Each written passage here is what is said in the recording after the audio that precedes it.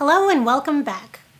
So now that you've been introduced to the 9 microgenerations, let's start off with our 2 boomer microgenerations, which is the leading boomer and the neo-boomer.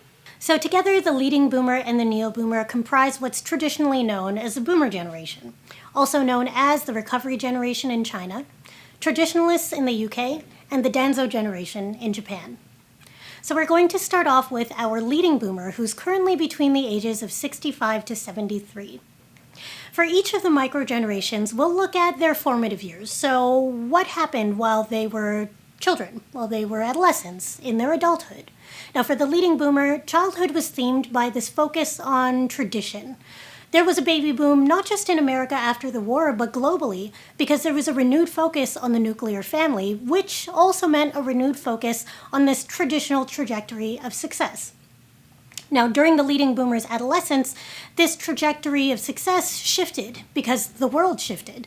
We were in political disarray all across the world, and that sort of made this generation question those traditional values they held so dear. They were ushered into adulthood with a focus, however, on personal victory and success. Now, for this generation, what that meant was revisiting those traditional trajectories of success just in a new way with a new set of eyes.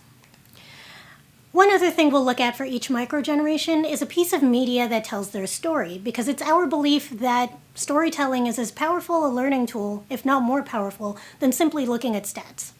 And the story I'd like us to look at for the leading boomer is the movie The Graduate. So The Graduate is known as one of the best films of all time, and for good reason. For a little background about the movie, it was based on a novel of the same name, and it stars a young Dustin Hoffman. The soundtrack is put together by Simon and Garfunkel, so it's a really great piece of 60s nostalgia.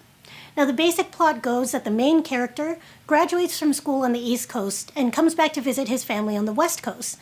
However, we're in the middle of the Vietnam War, and a lot of his friends have been shipped off, and so what he wants to do with his life has totally changed. He feels a little bit dead inside, and so to challenge that, he starts an affair with a much older woman.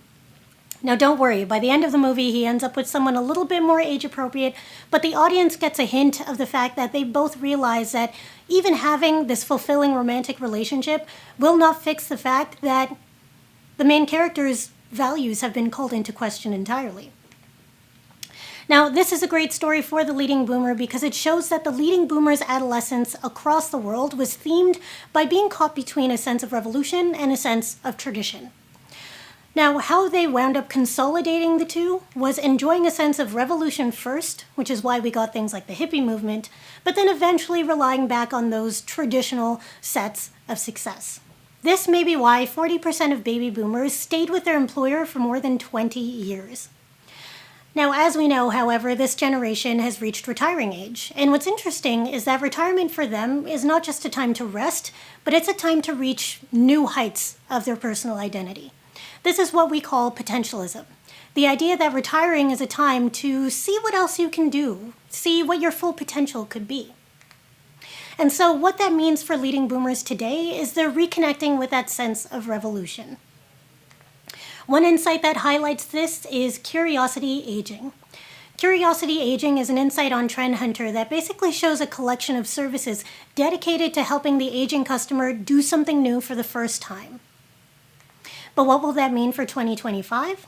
Well, by 2025, this generation will start aging backwards. Now, we're already seeing this with an insight called Boomerlennials, which is one of my personal favorites. It highlights the idea that a lot of the things that we associate with the millennial generation are actually being used to attract that older generation. Things like story-based branding or experiential marketing, or even what we see with Octavia Wellness.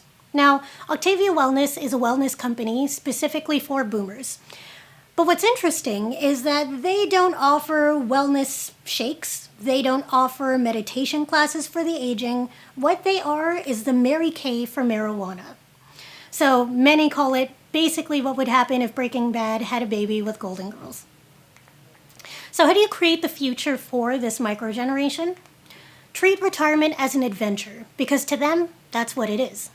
Show that you care about social issues that are familiar to the hippie movement.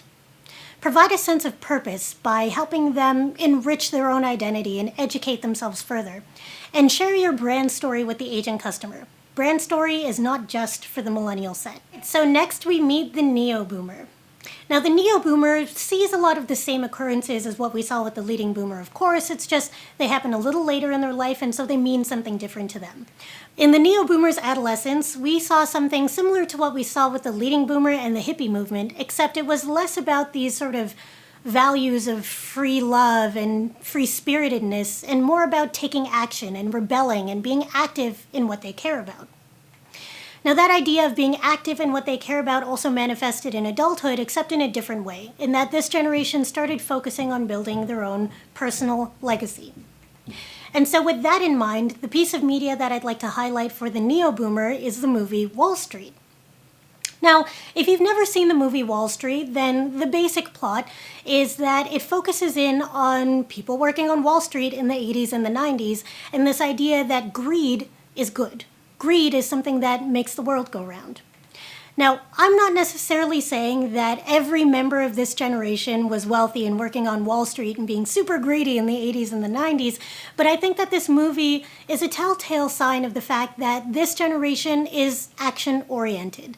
They believe that the best way to be their best selves is to do something about it.